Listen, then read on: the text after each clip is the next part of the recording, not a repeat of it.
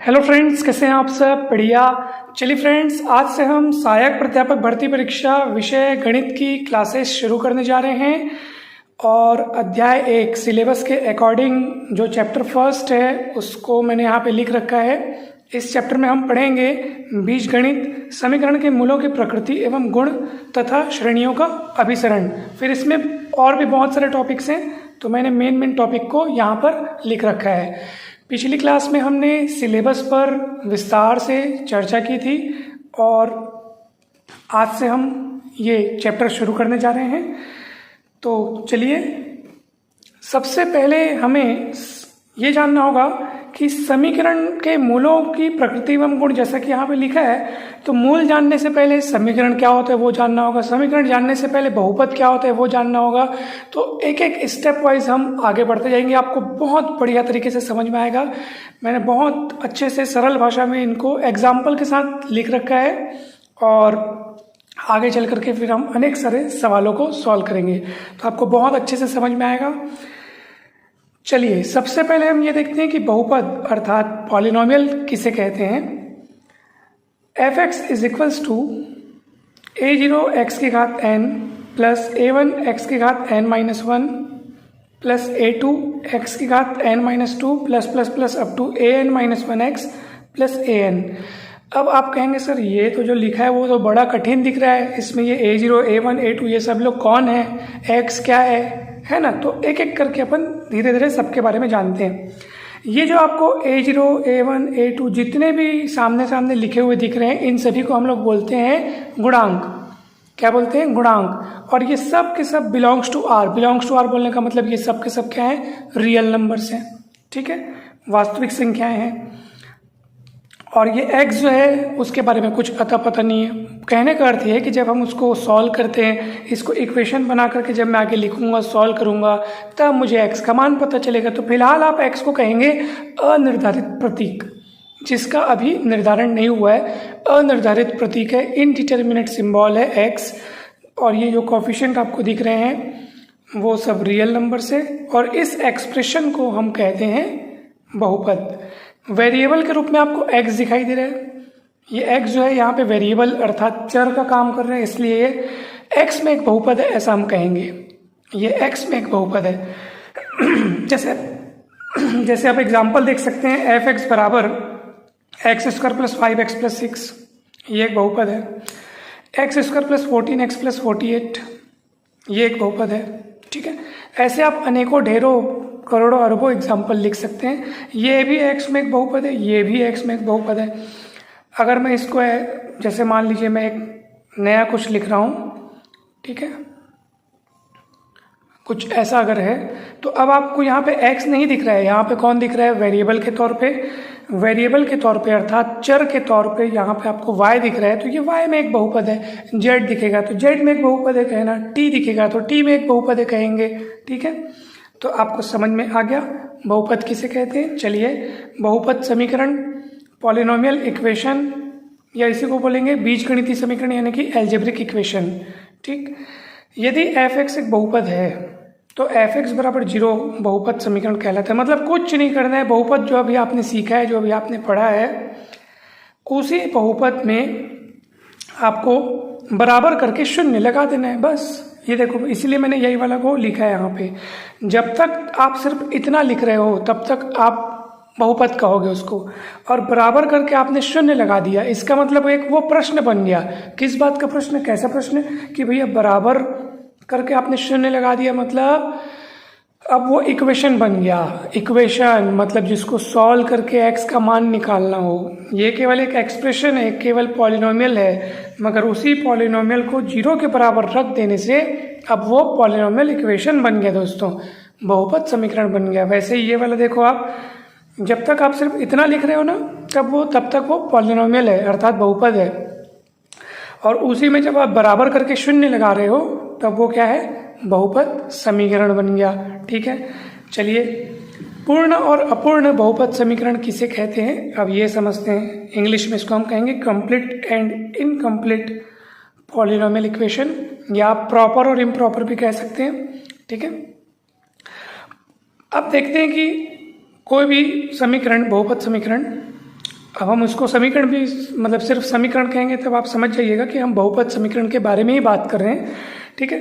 तो कोई भी समीकरण पूर्ण कब कहलाता है और अपूर्ण कब कहलाता है, देखो जैसे मान लीजिए अब इस समीकरण को आप देखिए, इसमें आपको x की अधिकतम घात क्या दिखाई दे रही है, तो आप देखेंगे सर x का अधिकतम घात अपने को ये दिख रहा है 4, ठीक है, ओके। अगर आपको x की अधिकतम घात 4 दिखाई दे रही है तो फिर उससे कम घात वाले सारे पद विद्यमान होने चाहिए। जैसे 4 घात वाला है तो 3 घात, 2 घात, 1 घात और बिना घात, बिना घात मतलब कांस्टेंट टर्म, वो सब की सब चीज़ें वहाँ पे होनी चाहिए। देखिए है कि नहीं, 4 घात तो 3 घात वाला भी है, 2 घात वाला भी है, 1 घात वाला भी है और कांस्टेंट टर्म भी है, मतलब कहीं कोई कमी नहीं है। पहले आपको क्या करना है, उच्चतम घात को देखना है। जो भी उच्चतम घात आपको दिख रही है, जो भी आपको हाईएस्ट एक्सपोनेंट दिख रहा है, फिर उससे कम वाले सारे होने चाहिए, तब हम कहेंगे कि हाँ भाई ये समीकरण जो है ये पूर्ण है, ठीक है, ये समीकरण जो है ये पूर्ण है। अगर मैं बहुपद कहूँगा तो समझ जाना मैं केवल इतने हिस्से पर ध्यान दे रहा हूँ, इतने हिस्से की बात कर रहा हूँ, क्योंकि ये हिस्सा बहुपद वाला है। और अगर मैं पूरे को बोलूँगा तो मैं बोलूँगा समीकरण। आपको समझ में आ गया होगा, पहले भी इस बात पे चर्चा अपन किए। बहुपद बोलूँगा मतलब मैं समझ जाना मैं इसको बोल रहा हूँ, ठीक है, और मैं समीकरण बोलूँगा मतलब मैं इस पूरे को सम्मिलित करके बोल रहा हूँ। बराबर में 0 मतलब वो समीकरण के रूप हो गया, ठीक है, और ये पूर्ण है, कंप्लीट है। परंतु बाजू वाले को देखो तो आप, क्या वो पूर्ण है क्या, तो चलिए देखते हैं ये पूर्ण है कि नहीं। इसमें सबसे पहले आप ये देखो कि x की अधिकतम घात कितनी है, तो आप देख रहे हैं कि x की अधिकतम घात यहाँ पे कितनी है, 3 है। तो जब x की अधिकतम घात 3 है तो 3 घात से कम घात वाले सारे पद विद्यमान होने चाहिए, अर्थात 3 घात से कम घात बोलने का मतलब 2 घात, 1 घात और कांस्टेंट टर्म, सब के सब विद्यमान होने चाहिए। चलिए देखते हैं क्या यहाँ पे, 3 घात का पद विद्यमान तो है ही, फिर सीधा 1 घात का दिख रहा है और कांस्टेंट टर्म दिख रहा है, तो क्या गायब दिख रहा है, तो आप कहेंगे सर 2 घात वाला पद गायब दिख रहा है। तो भैया फिर समझ जाइए कि ये फिर पूर्ण नहीं है, ठीक है, ये इक्वेशन पूर्ण नहीं है, अपूर्ण है। तो अब प्रश्न उठता है कि सर जो अपूर्ण है उसको पूर्ण कैसे बनाया जाए, तो भैया जिस घात का पद गायब है उस घात का पद आप जबरदस्ती लिखो और गुणांक 0 लगा के लिख दो। यानी कि अगर मेरे को इसको पूर्ण बनाना हो ना दोस्तों, तो मैं ऐसा करूँगा कि मैं x का घात 3 है तो 3 लिखूंगा, उसके बाद देखो 3 घात के बाद सीधा 1 घात वाला दिख रहा है, लेकिन कायदे से 3 घात के बाद 2 घात वाला आना चाहिए, तो 2 घात वाला पद तो गायब है, तो मैं जबरदस्ती 0 गुणांक लगा करके, यानी सामने में 0 लगा करके 2 घात वाला पद को लिखूंगा। ऐसा लिखने से कोई फर्क नहीं पड़ेगा, ये समीकरण वैसा ही रहेगा, क्योंकि मैंने गुणांक के रूप में 0 लगाया ना, 0 गुणित इतना होकर के वापस 0 ही हो जाएगा।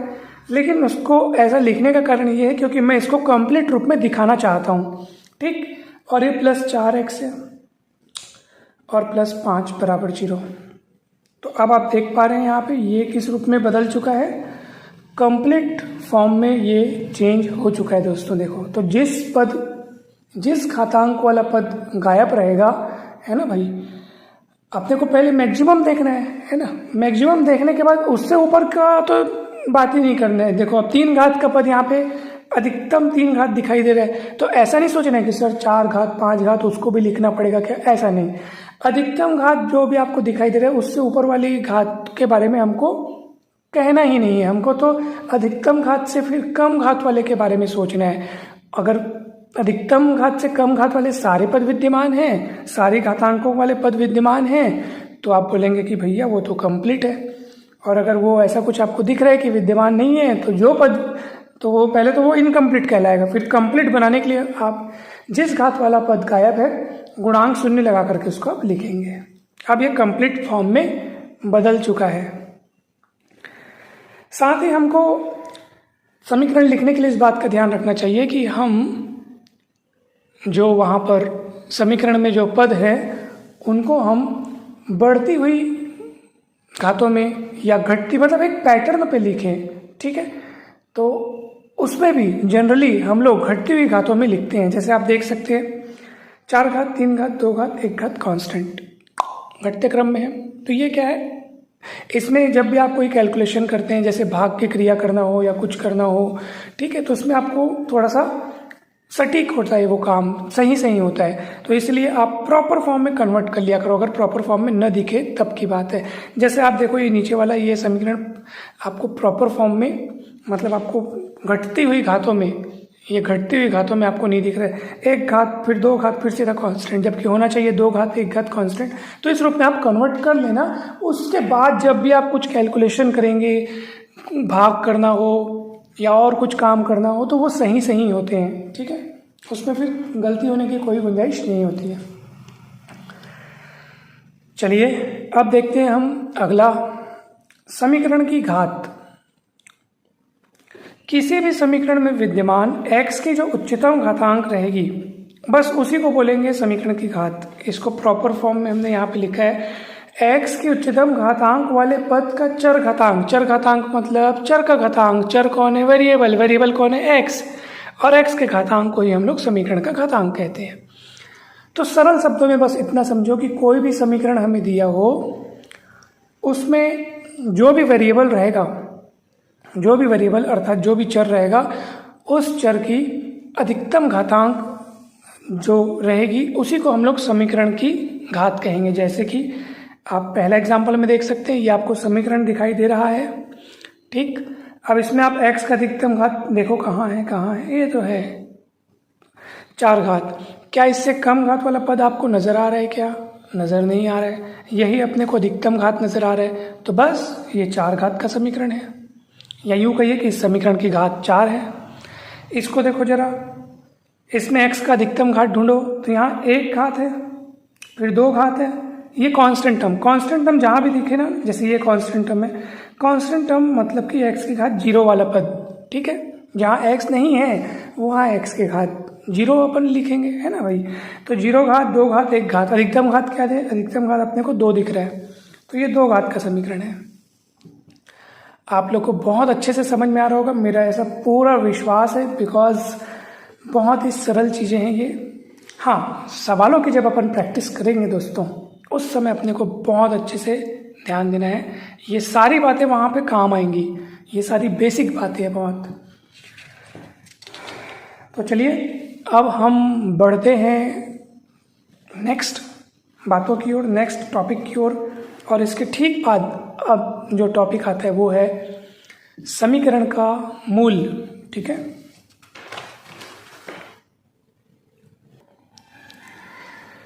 तो दोस्तों चलिए, हमारा ये जो नेक्स्ट टॉपिक है वो है समीकरण का मूल, अर्थात रूट ऑफ एन इक्वेशन।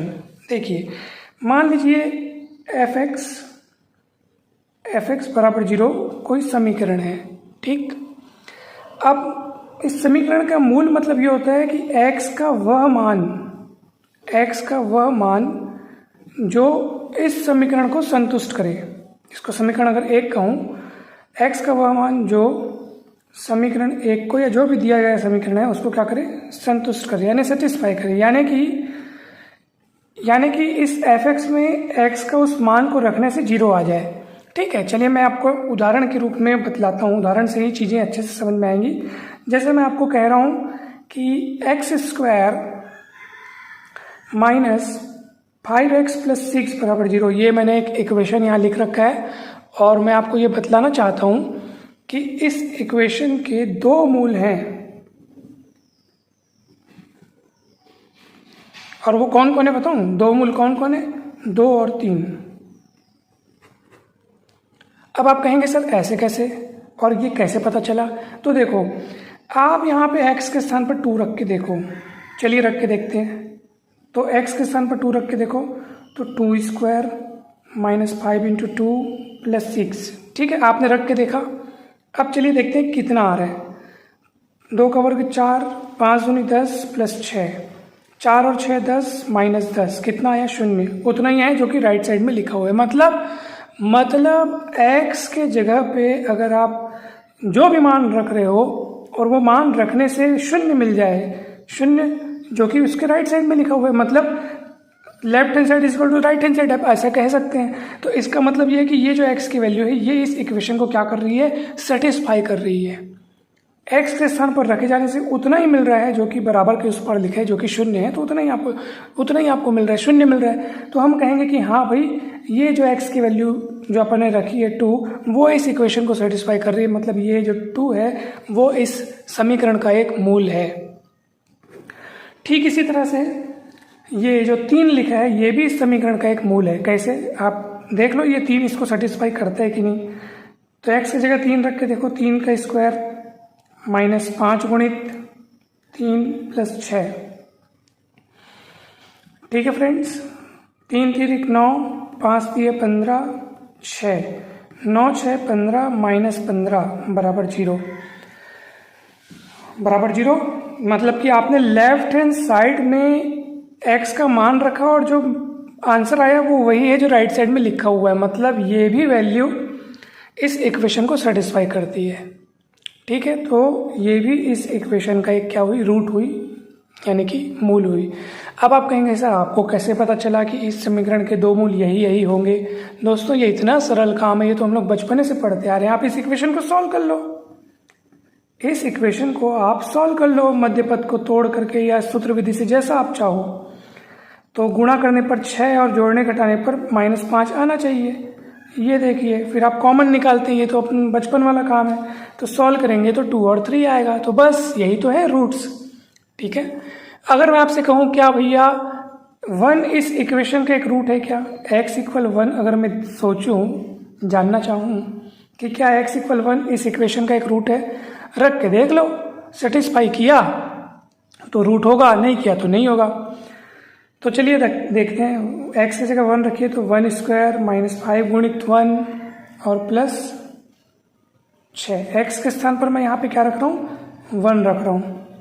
ठीक है, तो जब x के स्थान पर मैं 1 रख रहा हूँ तो कितना मिल रहा है मेरे को, 1 और 6 7 -5 बराबर कितना मिल रहा है, 2। जबकि बराबर के उस पर क्या लिखे, 0। तो क्या 2 और 0 बराबर होते हैं क्या, नहीं होते। तो यह x = 1 इसको सेटिस्फाई नहीं कर रहा है, तो यह इसका रूट नहीं होगा। और तो मैं आपको वास्तविकता बताऊं, सच बताऊं तो इसके रूट्स केवल यही दोनों होंगे और कोई नहीं होगा, केवल 2 ही, यही 2 रूट्स। अब देखो इस इक्वेशन की डिग्री कितनी है पहले ये बताओ। अपन पिछले वाले पेज में अपन डिग्री पढ़े हैं, समीकरण की घात पढ़े हैं, तो अपन देखे हैं ना भाई कि किसी भी समीकरण में x की जो अधिकतम घात रहेगी, किसी भी इक्वेशन में, किसी भी समीकरण में जो x की अधिकतम घात है उसी को अपन समीकरण की घात बोलेंगे। तो यहाँ पे x की अधिकतम घात आपको 2 दिख रही है, तो ये 2 ही इस समीकरण की घात है। और याद रखिएगा समीकरण की घात जो भी होती है तो वो समीकरण उतनी ही संख्या में मूलों को रखता है, उससे एक भी अधिक नहीं। यानी कि जैसे इस समीकरण की घात कितनी दिख रही है, 2, तो ये 2 मूलों को रखेगा, 2 से अधिक मूल ये नहीं रखेगा। ठीक, तो इस बात को आप ध्यान रखिएगा। कोई समीकरण जैसे 3 घात का है तो वो 3 मूल रखेगा, 4 घात वाला है 4 मूल रखेगा, 10 घात वाला है 10 मूल रखेगा। अब आपको अच्छे से क्लियर हो गया होगा। ठीक है, और एक खास बात, जरूरी नहीं है कि कोई समीकरण जैसे जितनी उसकी घात है, मान लो कोई 8 घात वाला समीकरण, तो ये तो तय है कि वो 8 मूल रखेगा, लेकिन जरूरी नहीं कि वो 8 के 8 मूल, 8 के 8 रूट्स वास्तविक हो, अर्थात रियल हो। उनमें से कुछ इमेजिनरी भी हो सकते हैं। ठीक है, तो कुछ भी हो सकता है। ये सब चीज़ें अपन आगे धीरे धीरे करके समझते जाएंगे। तो अभी आपने समीकरण का मूल अच्छे से समझ लिया। ठीक है, चलिए अब मैं आपको एक नहीं अनेक इम्पॉर्टेंट बातें बताता हूँ जो कि हमको आगे के सवालों को सॉल्व करने के लिए हमारी बहुत मदद करेगी। पहली बात, सम्मिश्र मूल यानी कि कॉम्प्लेक्स रूट्स जब भी मिले तो वो हमेशा जोड़ी के रूप में मिलते हैं। यानी कि मान लीजिए अगर अल्फा प्लस आई बीटा अगर किसी समीकरण का एक मूल है, किसी समीकरण का एक मूल है, अगर मान लो आपको दिख रहा है कि सर ये अल्फा प्लस आई बीटा किसी समीकरण का एक मूल है, तब अवश्य ही अल्फा माइनस आई बीटा भी उसी समीकरण का एक मूल होगा। यानी कि आप सभी जानते हैं कॉम्प्लेक्स नंबर को हम लोग इस रूप में लिखते हैं। ठीक है, जहाँ ये रियल पार्ट है और ये इमेजिनरी पार्ट है। तो कॉम्प्लेक्स नंबर अर्थात सम्मिश्र संख्याओं वाले जो मूल होते हैं वो इकलौते नहीं मिलते, सीधा जोड़ी के रूप में मिलते हैं। और अब जोड़ी भी कैसी, एक दूसरे के वो क्या होते हैं, संयुग्मी होते हैं, यानी कि कॉन्जुगेट होते हैं, यानी कि प्लस माइनस का बस फर्क होता है। ठीक है, तो ये बहुत कीमती बात है, इसको ध्यान रखिएगा। इसका मैं आपको एक उदाहरण भी देता हूँ। चलिए फ्रेंड्स, तो जैसा कि आप एक सवाल यहाँ पर देख रहे हैं, बहुत ही इम्पॉर्टेंट ये सवाल है। समीकरण 3x³ - 4x² + x + 88 = 0 का एक मूल 2 + √(-7) है। तो इसी समीकरण का एक अन्य मूल है, इसी समीकरण का एक अन्य मूल है, और ये आपके ऑप्शंस हैं। बहुत गजब का क्वेश्चन है। चलिए देखते हैं कैसे सॉल्व होगा। देखो यहाँ पर इसी कंसेप्ट का यहाँ पे इस्तेमाल होगा। सॉल्यूशन देखते हैं। सबसे पहले तो अपने को गिवन इक्वेशन दिया गया समीकरण क्या दिया हुआ है, आप देख सकते हैं। 3x³ - 4x² + x + 88 = 0। ओके, चलिए इसको समीकरण 1 कह देता हूँ, और इसका एक मूल क्या है, प्रश्न में बोल रहा है क्या है इसका मूल, 2 + √(-7). अब भैया रूट के अंदर माइनस वाली चीज़ है, मतलब आप समझ जाओ कि इसको अपन लिख सकते हैं। देखो ये कैसा है, इसको लिख सकते हैं अपन ऐसा, 2 + √(-1) है ना, और √7, और ये बन जाएगा आयोटा, आप सभी को पता होगा। तो ये i√7 ऐसे करके बन जाएगा। ठीक है, और ये जो है ये इस समीकरण का एक मूल है। हम नहीं बोल रहे हैं, प्रश्न बोल रहा है। हम तो इस कंसेप्ट का इस्तेमाल करेंगे भैया। प्रश्न मतलब कंसेप्ट कहता है अल्फा + i β यदि किसी समीकरण का एक मूल है तो जरूर अल्फा - i β भी उसी समीकरण का एक मूल होगा। यानी कि 2 + i√7 अगर इस इक्वेशन का एक रूट है तब अवश्य ही 2 - i√7 भी उसी इक्वेशन 1 का एक रूट होगा। ठीक है, यानी कि हमको 2 रूट तो यहीं मिल गए, अब बचा तीसरा रूट पता करने हैं, क्योंकि ऑप्शन में तो वही तीसरा रूट दिया है, देखो ना, है ना भाई। तो ये अपने को पता करना है। काम थोड़ा बड़ा है, काम थोड़ा लंबा है, इसलिए ध्यान से समझिएगा। 2 रूट्स अपने को मिल चुके हैं। रूट्स मतलब क्या होता है, जो x की वैल्यू रहती है जो समीकरण को संतुष्ट करती है। तो x की एक वैल्यू तो अपने को प्रश्न खुद दे दिया है, 2 + i√7 करके, ये देखो ये इतना दिया है ना, ये इसका मतलब यही है। तो ये मूल तो अपने को प्रश्न स्वयं दे दिया है। ठीक है, 2 + i√7, और दूसरा जो है वो अपन ने निकाला है। दूसरा जो रूट है 2 - i√7, ये अपन ने ज्ञात किया है ना। तो 2 रूट मिल गए। अब इन दोनों रूट की मदद से हम निकालेंगे एक फैक्टर। दोनों में से एक फैक्टर निकलेगा, और उस फैक्टर को अपन गुणा करेंगे तो एक बड़ा फैक्टर निकलेगा। कैसे, इसको आप इधर पलटाइए तो क्या होगा, x - 2 + i√7, ये एक फैक्टर हुआ उस इक्वेशन का। ठीक, इसको इधर पलटाइए, x - 2 - i√7, और दोनों को गुणा करेंगे तो ये दिया हुआ जो इक्वेशन है, दिए हुए इक्वेशन में जो ये पॉलिनोमियल वाला हिस्सा है, इसका फैक्टर होगा कौन, ये पूरा। तो अपन लिखेंगे, अतः ये पूरा किसका फैक्टर होगा, 3x³ - 4x² + x + 88। 3x³ - 4x² + x + 88 का एक गुणनखंड होगा। गुणनखंड होगा मतलब कि उसको डिवाइड करेगा।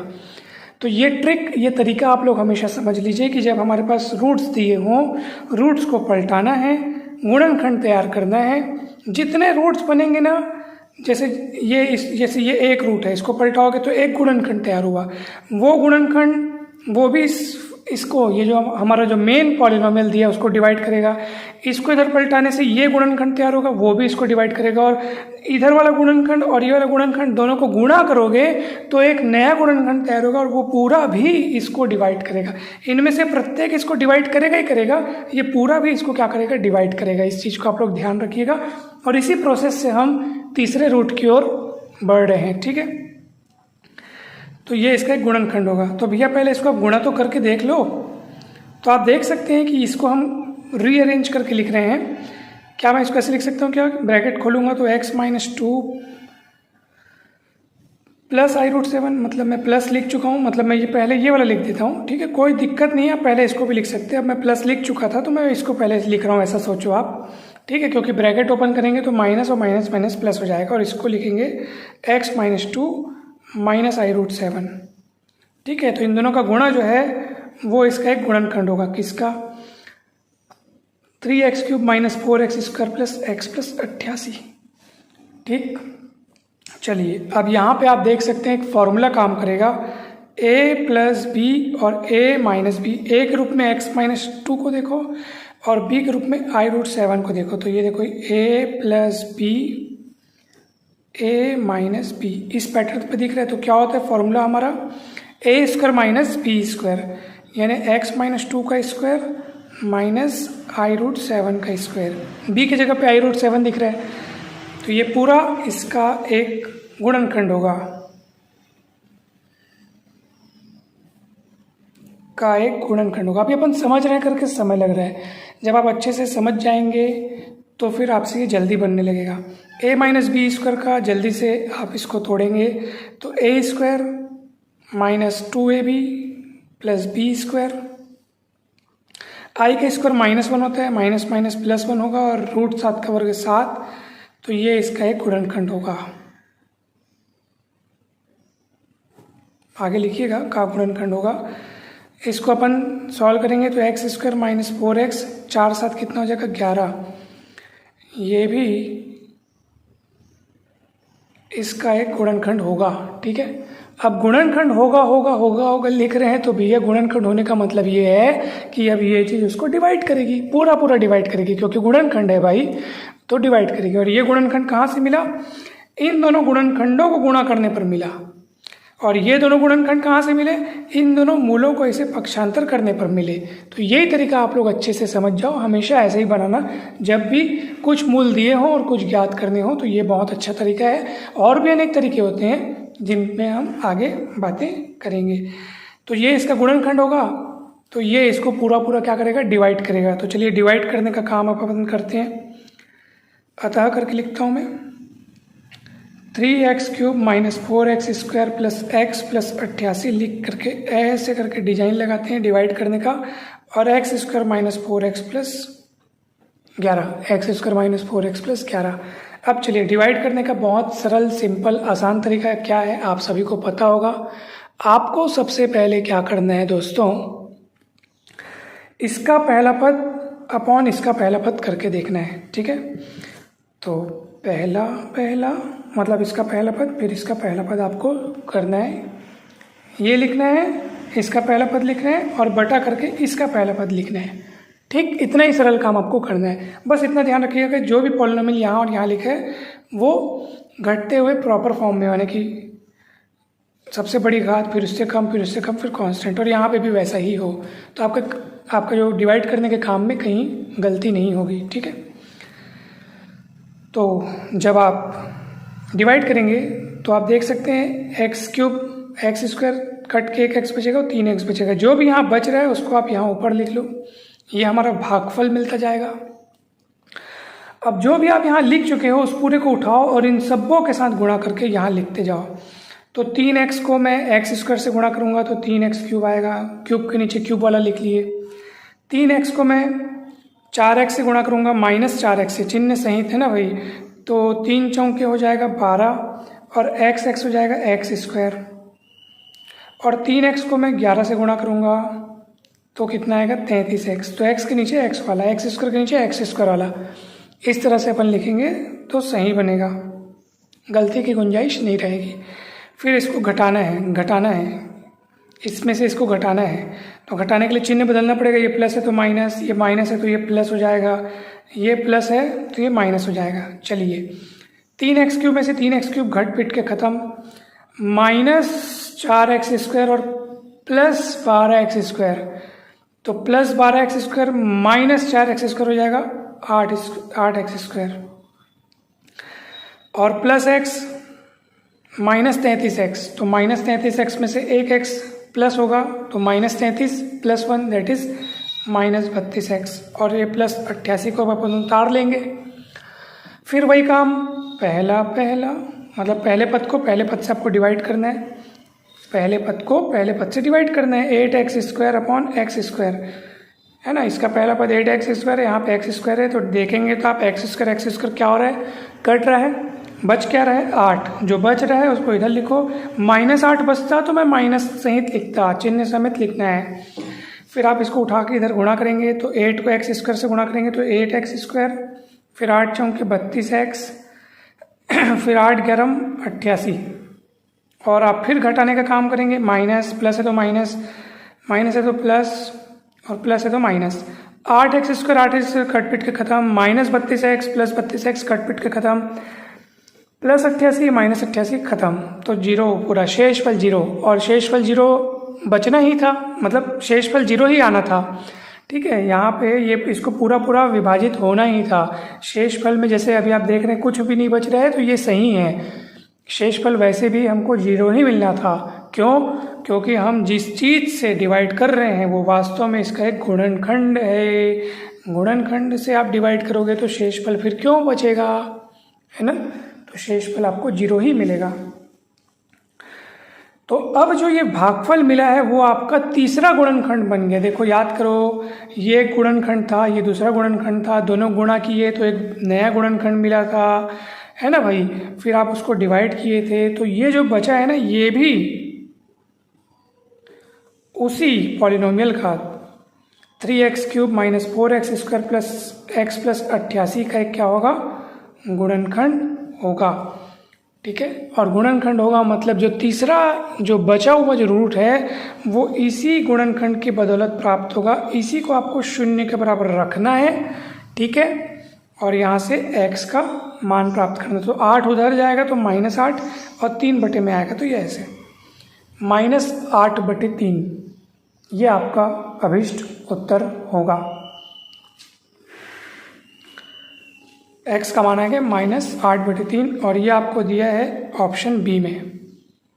ठीक है फ्रेंड्स, भले ही थोड़ा ज़्यादा समय लगा है, अभी अपन शुरुआत कर रहे हैं इस चैप्टर का, तो थोड़ी स्पीड मैंने जानबूझ करके स्लो रखी है ताकि आप अच्छे से सीखें। जब आप बेसिक क्रियाओं को, बेसिक जो कैलकुलेशंस हैं, अगर आप उनको अच्छे से सीख जाएंगे तो आगे चलकर तो अपन शॉर्टकट ट्रिक से बड़े बड़े सवालों को हल करेंगे। बस आप देखते रहिए, आपको बहुत मज़ा आने वाला है, बहुत बढ़िया तरीके से आप हर चीज़ समझने वाले हैं दोस्तों। ठीक है।